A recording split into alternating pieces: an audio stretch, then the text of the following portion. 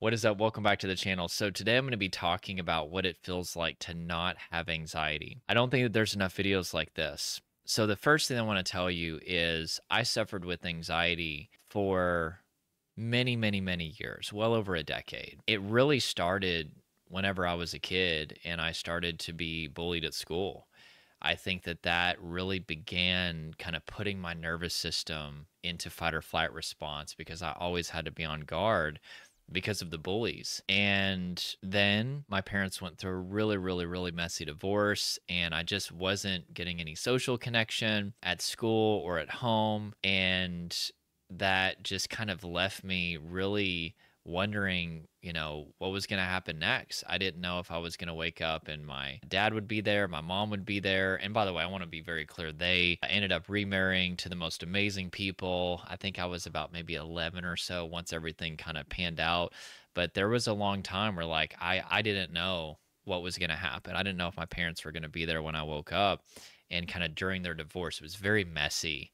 There were plenty of times where it was just me and my brothers, and there'd be like a can of ravioli, like a big can, a family size can with a note on it, for like a day, or two cans of ravioli, for like a day or something, like, hey, I'll be back or whatever. Ate a lot of frozen burritos, had a lot of rats in our house, and very humble beginnings, but there was just not that sense of safety. And whenever you're 5 through 10 or 11 especially, there's just so many neural pathways that are being formed in your brain. And my neural pathways are being formed to believe that people weren't safe and life wasn't safe. And so my mind just kind of ran with some of these movies that I watched.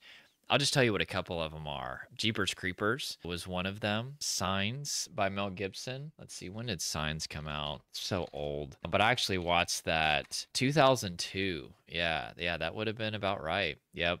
But anyway, I watched Signs in the movie theater like 3 times. And that movie, I'm not joking, which I know if you've never dealt with anxiety or panic attacks, you'll scoff at this and laugh because you didn't have that response. Doesn't mean that other people don't. But I would have nightmares for years and years because of that movie, and the movie Jeepers Creepers as well. When did that come out? I remember watching, 2001. Yeah, exactly. About that time frame. I think I was like 10 or 11 years old at that time. But anyway, I remember watching Jeepers Creepers with this girl, and I had a huge crush on her. And I was trying to act tough, but we were holding hands, and I was sweating like a freaking pig. And she was like, oh my gosh, like, you're sweating. Are you okay? But like, I was absolutely terrified because of that movie. And it ended up giving me a lot of anxiety in the future. But anyway, watched a bunch of scary movies.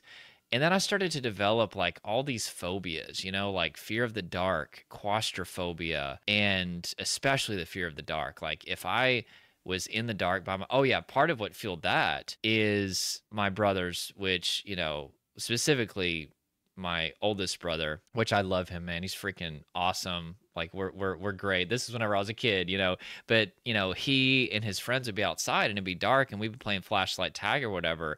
And I was really, I was afraid of Bigfoot as well as Loch Ness Monster. But I saw that famous picture of Bigfoot where he's like, kind of like going like that or whatever. And it seems silly now, but that freaked me out. And I was so terrified that if I was alone at night, that Bigfoot was going to get me. And my brother and his friends would be like, guys, what's that? Oh no, it's Bigfoot. I would go, ah, and I would run in the house. And so between the bullying and the divorce and all these scary movies, like my nervous system from a very young age was just being trained to go into fight or flight response, which is what anxiety is. It's when your body is going into fight or flight response.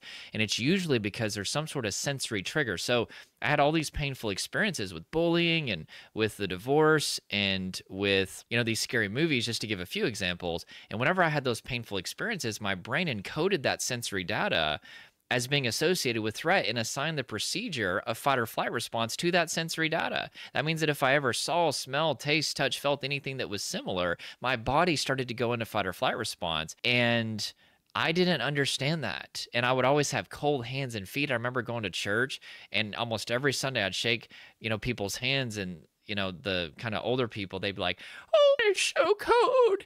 And I'd be like, I don't know. I'm just the guy with cold hands. And I remember it also affected my stomach really deeply. Like my friends would sit and listen to my stomach, and it would just be like the most loud. I'm talking like it was like my stomach was like yelling. It would be like I was always fearing the worst case scenario about everything. And then I became obsessed with existence. I would think about existence all the time. And I realized now that that was really a dissociative outlet because my body was full of so much pain. It was constantly going into fight or flight response. Existence was my escape because if I'm always in my head contemplating consciousness and the universe and the afterlife and the nature of reality, I don't have to be in my body and feel all that pain. I'm sorry, my cat Daisy just jumped up on my lap and there's like a flood of white hairs now. And so I love you, Daisy. This is the best cat in the world, by the way. Literally the best cat. But anyway, so that was all I knew. And then eventually I started to have panic attacks. And, if you followed this channel, eventually I entered a trauma state when I had a bad experience with marijuana and started to experience depersonalization, realization. Time felt distorted, memory got thrown off, and just thought I was dying, thought I was going crazy.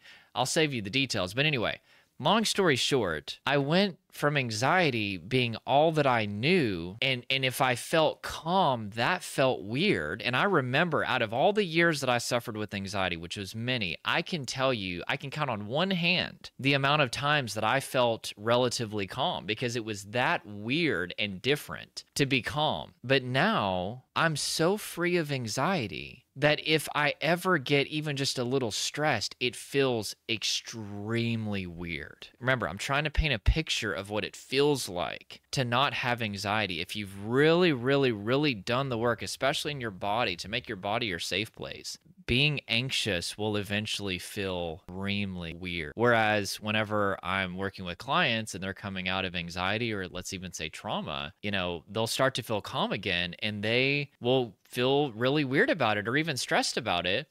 And I call it state transition anxiety. And so the thing about the brain is it assumes that whatever is familiar is safe. Even if what's familiar is being anxious all the time, your brain still thinks that that's safe. And so whenever you start to do things that communicate safety, let's say directly getting into a calmer body and befriending the body, getting proper co-regulation, which is working with somebody that really conveys safety through relationship and building hope. You make lifestyle adjustments to make sure that you're not overworking yourself and just doing things that communicate safety to the nervous system. And you start to get that, it's called a glimmer. All right, a glimmer where you start to feel normal again and you're calm and your mind isn't racing with all these anxious thoughts. At first, it's going to feel weird because that's not familiar to your brain. And I'll even go deeper that you think that you've been in an anxious state for all these years, but your brain literally thinks that it's protecting you from a lion, right? That's why I don't like the word anxiety. I really like fight or flight response better because from a nervous system perspective, this is your body protecting you, preparing you in case you need to fight or flee from a threat. And so eventually, once I started to have more and more calm experiences and I really started to do the body work and make the lifestyle adjustments that I needed, eventually my brain created a new familiar. And all of a sudden, feeling stressed or anxious felt extremely weird because now that was unfamiliar. And so I'm not saying that I never ever stress, but I will tell you it's very rare at this point because I do so much self-regulation and so much self-care. I have to just because of the field that I'm in, helping people heal from anxiety and trauma. And, I have a family of 5 and I have a team that I help, manage as well. I've got a lot of people who need my help. And so I have to take care of myself. I can't not get 8 to 9 hours of sleep. I can't not listen to my body and give it enough relaxation. I can't suppress my emotions. I can't overwork myself. I have to, or else I'm not going to have the capacity to help people. But with that being said, I rarely stress. And if I do, it's very temporary and it feels so weird. And it's always this case where if I do end up stressing out about something, I always have this thought of like, this was all that I knew. I thought that it was normal for my body to always be on edge and to always be visualizing the worst case scenario and to have light sensitivity to the point that I couldn't even look at my phone and I had to turn my screens down to like 0% brightness and 0% contrast, cold hands and feet. and, insomnia and heart palpitations and just all these phobias that I had and health anxiety and you name it. They had become such a normal part of my life that there was no separation between my symptoms and me. But now I'm able to see that it was my body being stuck in survival mode. And how does it feel now? Life still has challenges.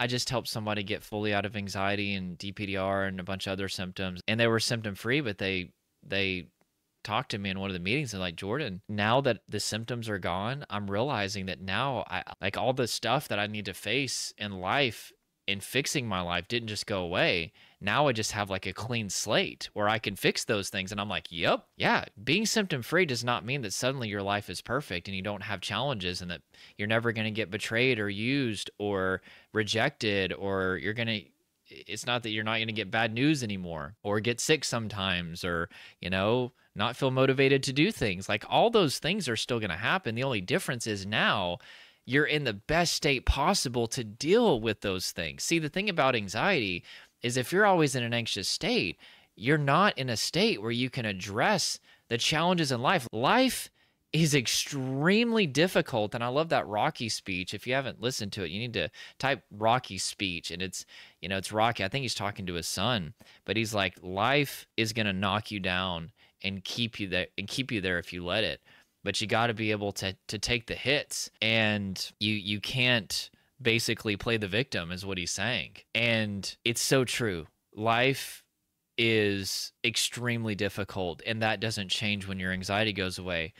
But what does happen is you're at a place of peace now, where now you can navigate those situations and you can actually think. See, that's the thing about anxiety is it makes you where you can't think because your mind is so bombarded with anxious thoughts and negative what-if scenarios that your operating system, your prefrontal cortex, your thinking brain is out of commission. But once anxiety is gone and you can actually think, you'd be surprised at the life that you can live. You're going to be able to think logically, critically, creatively. And then the second thing that happens that's so beautiful about not having anxiety is I'm able to be present. See, you can't be present unless you're safely embodied. And if your body is constantly going into fight or flight response, your mind is bombarded with anxiety too, you're going to be mentally checked out. You're going to be focusing on anxious thoughts or dissociating from the present moment and your body by thinking about the past or the future, or daydreaming or obsessing over your health or existence or this thing or that thing.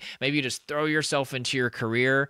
I'm seeing that more and more with people, but you're not going to be able to be present. And what I have learned is the favorite parts of my life happen in the present moment whenever I'm with my wife and kids. Those are my favorite times. And I'm able to actually enjoy those moments because there's not this chaos happening within. And it is a beautiful, beautiful thing. My mind is calm.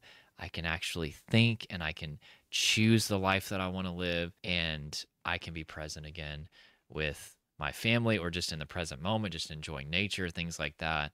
But problems still happen. Life doesn't get perfect when your anxiety goes away, but now you're truly, truly in the best possible position to tackle the challenges of life and enjoy your life. So that's what it feels like to not have anxiety. Smash that like button if this helped you. If you want to see more videos like this, click the subscribe button. So that's it, and we'll talk to you real soon.